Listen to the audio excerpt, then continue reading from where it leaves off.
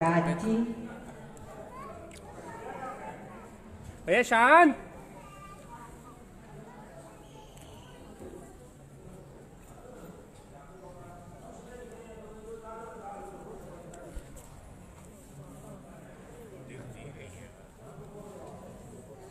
जिन्होंने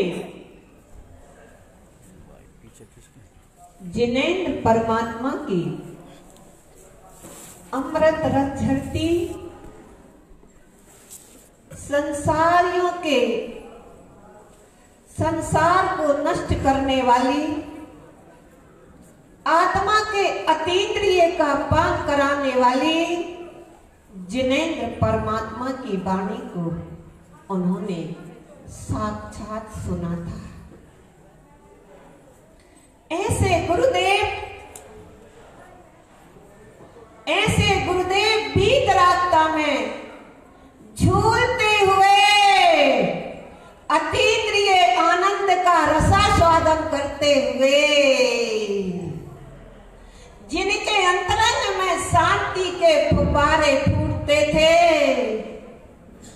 जिन्हें संसार शरीर भोग का कोई पता नहीं था, ऐसी जिनेंद्र जिन्होंने स्वयं अपने अंतरंग में जिनेंद्र परमात्मा का प्रकट अनुभव किया था, बाहर के जिनेंद्र का नहीं, स्वयं के ही अंतरंग में विराजमान परमात्मा जो तारण है, ऐसे ही अपने अंतरंग में उन्होंने अपने ही परमात्मा का अनुभव किया था। भैया संसारी जीव शादी विवाह में खजाना खोल देते हैं,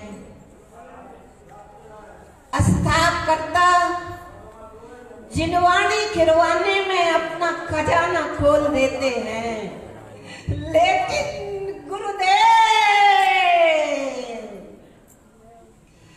अपने ही अंतरंग में अपने जिनेंद्र परमात्मा का अनुभव करके ऐसे विवहल हुए, उनका अंतरंग का खजाना कमजोर नहीं है। अनंत दर्शन, अनंत ज्ञान और अनंत वीर्य से भरा हुआ खजाना कौन गुरुदेव के अंतरंग में, इस चेहरे चमड़े को मत देखना, सबके अंतरंग में है।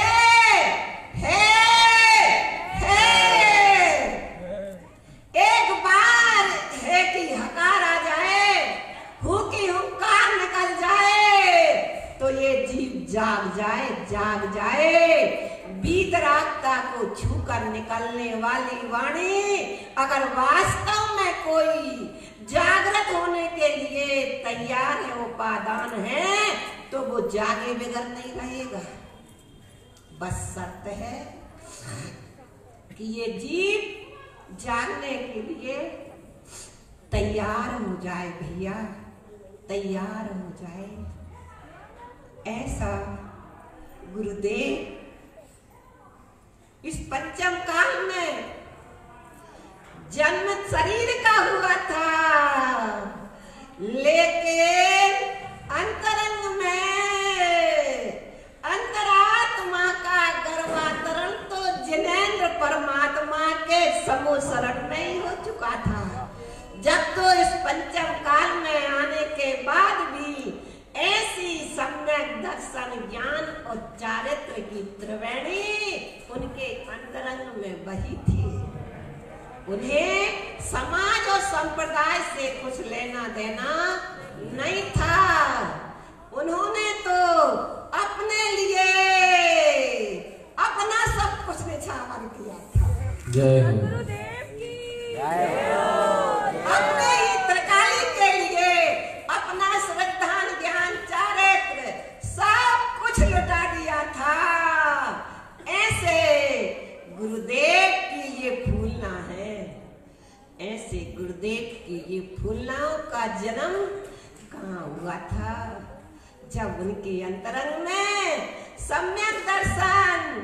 अहो शुद्धाम प्रकाशम शुद्धात्म तत्वम। अपने ही अंतरंग में ऐसा ये सूरज चांद का प्रकाश नहीं, चैतन्य चमत्कार का प्रकट बना हुआ था। ऐसा त्रिकाली परम तत्व परमात्मा अनुभव में आए थे, ज्ञान में आए थे। ऐसे ज्ञान में आने के बाद गुरुदेव क्या कहते हैं? भैया ये गुरु महाराज की अंतरंग जे है, गुरु महाराज जे है। गुरु महाराज बेतबा में डुबाए थे, वे गुरु महाराज नहीं।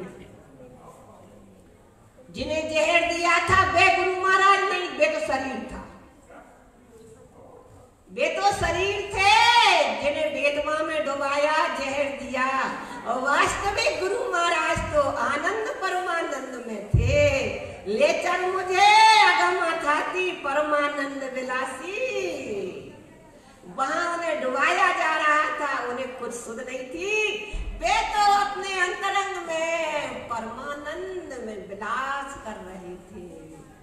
महिमा उसकी नहीं है, महिमा अपने ही बसने वाले त्रिकाली परम तत्व परमात्मा की ही महिमा है भैया। ये है गुरु महाराज, वास्तविक गुरु महाराज ये हैं।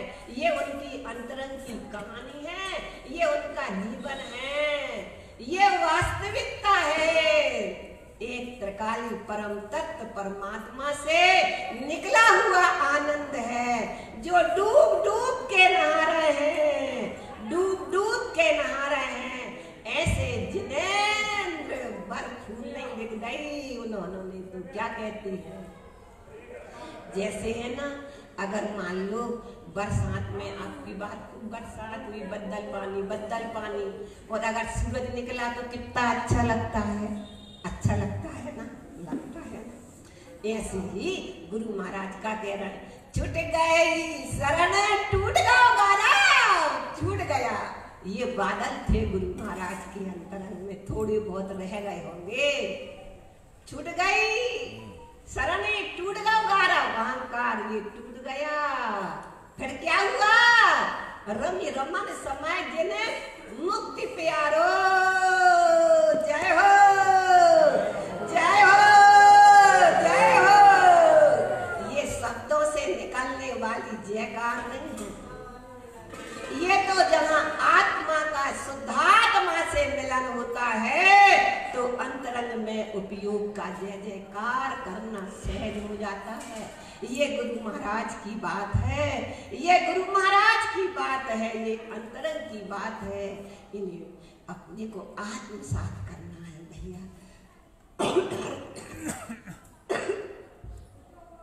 जो कुछ भी है उन्होंने पूरा का पूरा लुटा दिया। कहाँ? ऐसे स्वभाव का रसास्वादन करने के लिए बियाबान जंगल में, गुफाओं में अपने को लग रहा है वो बियाबान जंगल में शरीर था, गुफाओं में, लेकिन वो तो अपनी ज्ञान गुफा में बैठे थे, ज्ञान गुफा में बैठे थे। त्रिकाली परम तत्व परमात्मा से उनका मिलन हो रहा था। ये वास्तव में उनकी गुफा थी, ज्ञान गुफा में उनका उपयोग अपने ही स्वभाव में रमण कर रहा था। मिल गई मुक्ति प्यारी, मिल गई मिल गई मिल गई मिल गई मिल गई मिल गई मुक्ति प्यारी, मिल गई।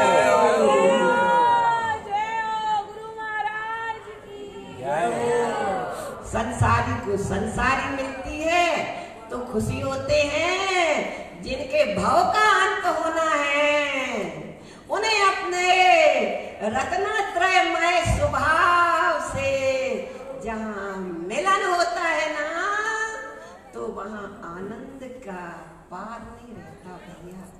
कहाँ? कुछ नहीं, घबराना बिल्कुल भी नहीं है। सबके अपन सबके अंतरंग में ऐसा स्वभाव है।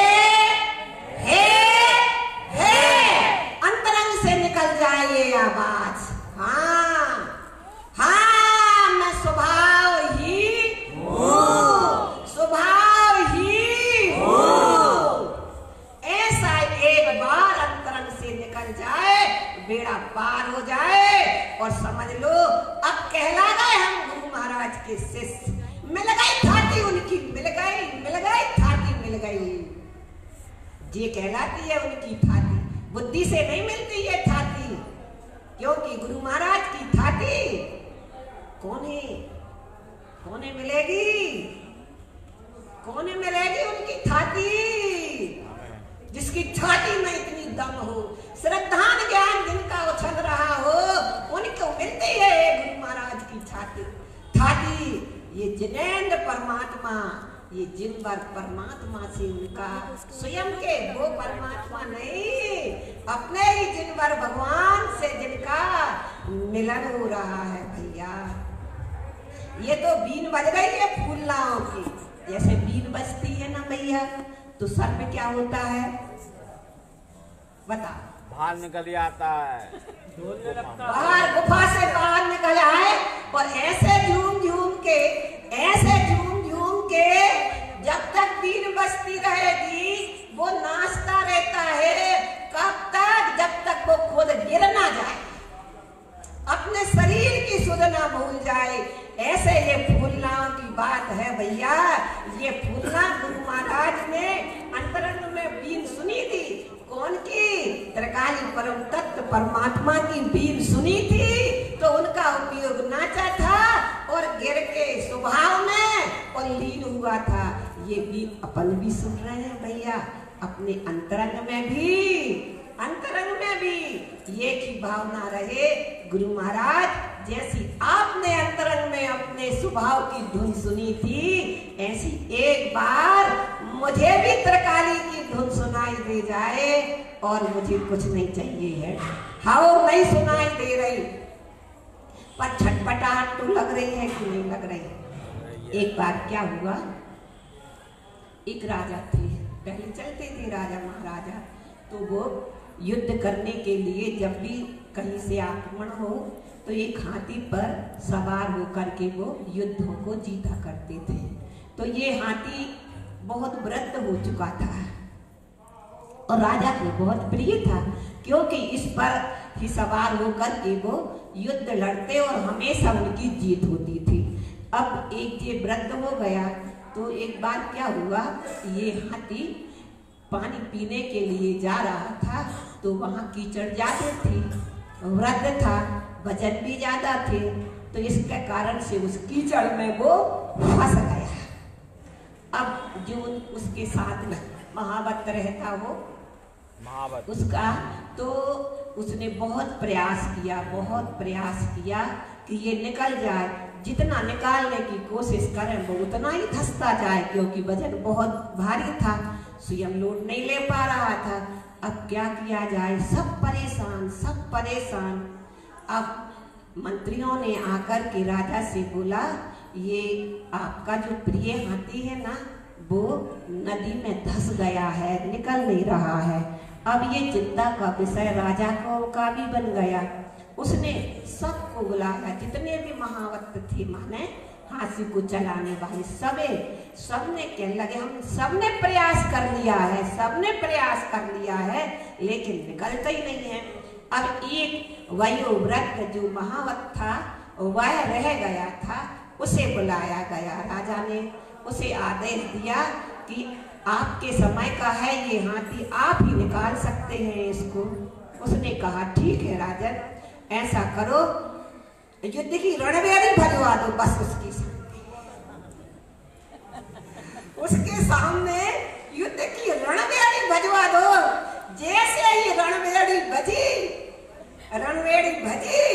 तो उसे जोश आया, वो भूल गया मैं व्रत हूँ, मैं कमजोर हूँ, मैं कुछ भी हूँ, और वो निकल के आ गया। ऐसे ही भैया हम लोग उस हाथियों के समान हैं, हम भी ये पाप विषय कसाई की कीचड़ में फंसे हैं भैया। किसमें फंसे हैं? पाप विषय कसाई की कीचड़ में फंसे हैं। यहाँ भी तो ये धर्मेंद्र भैया सब मिल के रणभेरी बजवा रहे हैं कि भैया आप निकल जाओ कीचड़ से। शाम के तो ऐसी बजवाते हैं रणभेरी, सवेरे तो वो धुन बजवाते हैं, बीन धुन बजवाते हैं फूलनाओं से, और रात